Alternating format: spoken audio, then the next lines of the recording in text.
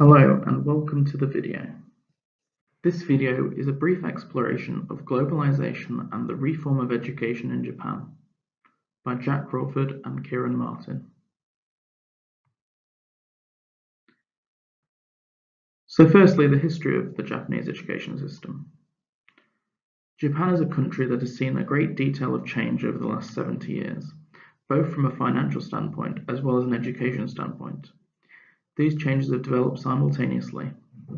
The reason for this is that Japan after World War II was left in a financial disadvantage to other countries in the world. The Japanese education system is based upon the US education system, and its roots were laid out during the occupation of Japan that ended in 1952. The nation of Japan was demilitarized by Allied forces after the end of World War II. As well as this, Imperial Japan was abolished under the Treaty of San Francisco in 1951. The terms of which was that Japan was to be restricted in terms of military power. This caused mass unemployment and saw a large shift of common working people having to find alternative employment in Japan. Japan as a result in the 1950s, 60s and 70s would establish and begin firming trade deals with Western countries in order to provide a better and more stable economy for the next generation of the Japanese population. This change, however, came into fruition in the 1980s with the mass production and sale of consumer electronics and cars. The mass onset of production caused an education shift in the country. More and more students were learning about electronics as well as pursued careers in these industries.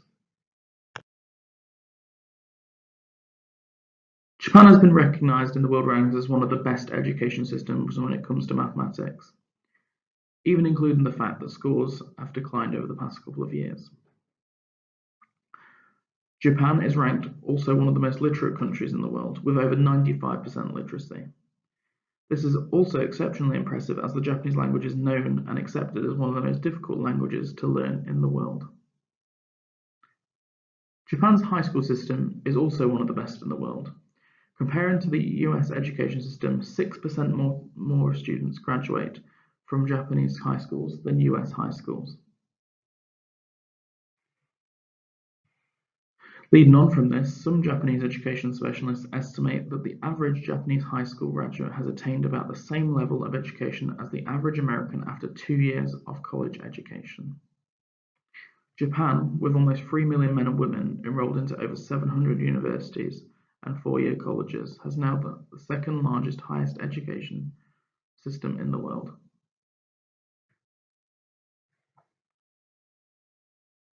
When it came to the analysis of the Japanese education system, there seemed to be a bit of a culture gap. A surprising point about the Japanese education system is that very little about the system has been written by British educationalists. This is in part due to the sheer geographical distance between Britain and Japan, as well as the cultural differences. However, on the contrast, much more content and comparison was able to be found by American authors and educationalists. This could be perceived as due to the similarity in education system, as well as a closer geographical proximity. When it came to the comparative analysis of economic development between Japan and other countries, the USA was one of the most comparable countries. Here on the video now, we have two graphs. On the left, the percentage of manufactured goods in Japan in 1982, and on the right, the percentage of manufactured goods in the USA in 1982. If you take a look on the left graph, you can see that in green, 29% of all manufactured goods in Japan were electrical products. If you contrast this to the other graph, that only 19% of all manufactured goods in the USA were electrical products, it is clear to see that Japan has more an emphasis on producing electrical goods as compared to the USA.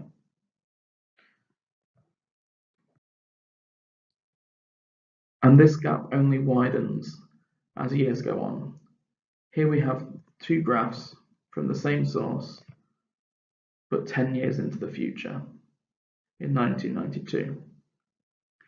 Again, on the left, you can see that Japan has a percentage of 34% of electrical goods produced, whereas USA has now declined into 11%.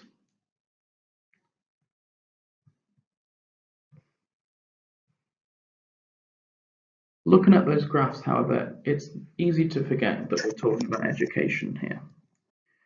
The reason these graphs are relevant to education, economy, and culture is that they show a real insight into the opinions and route the country was taking in terms of education and industry.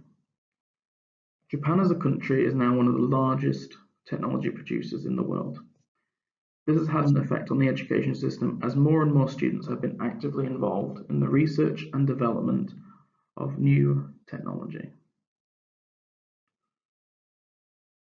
It's also obvious to see that Japan as a country favours science and technology over literature. Out of their total Nobel Prize laureates of 27, only 4 of these laureates are not from the categories of physics, physiology, or chemistry.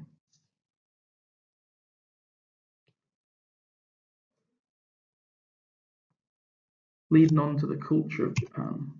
Japanese culture has a great understanding and integration of respect and life skills.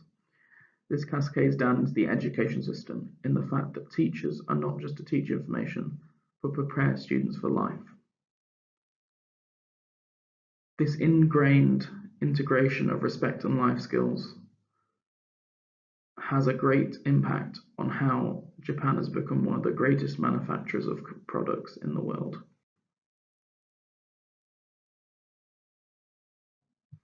Just like any education system, Japan's education system has issues. Japan's economy has experienced a 15-year low. Many people believe that an inflexible education system is in part responsible for this country's economic problems. In response to this, in 2002, the Ministry of Education introduced educational reform. These introduced more hands-on activities and more vocational-based studies. However,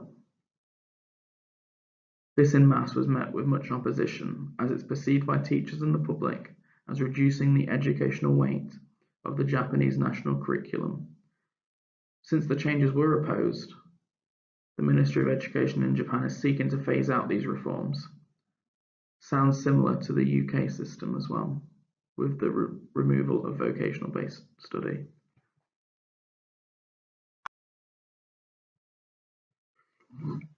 Other issues in Japan include the annual birth rates declining. This could be due to various factors, including an increase in workplace expectations. Japan's average population age is set to rise, and this could mean that less students will be in need of teaching in future years and could cause redundancies and a lack of funding in certain schooling areas. Along with this, the Japanese Education Ministry has expressed an issue that may arise due to a social and cultural change.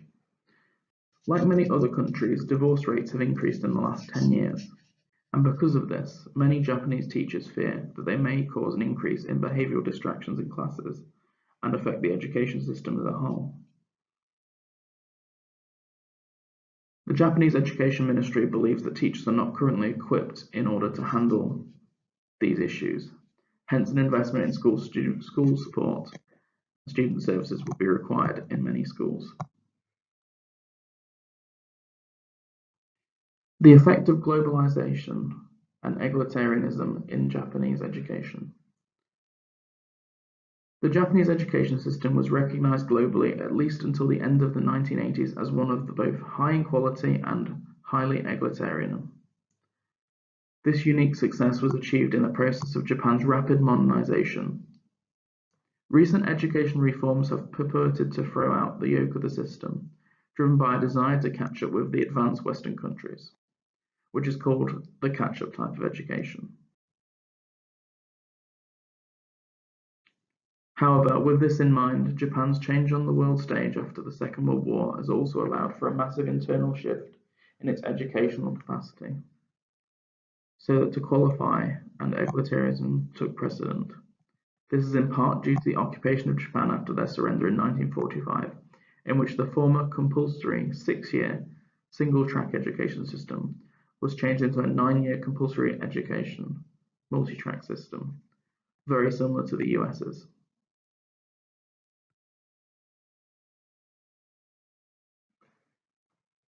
Would now like to open up to any questions if anyone has them. Thank you for watching the video. Please see the references on screen.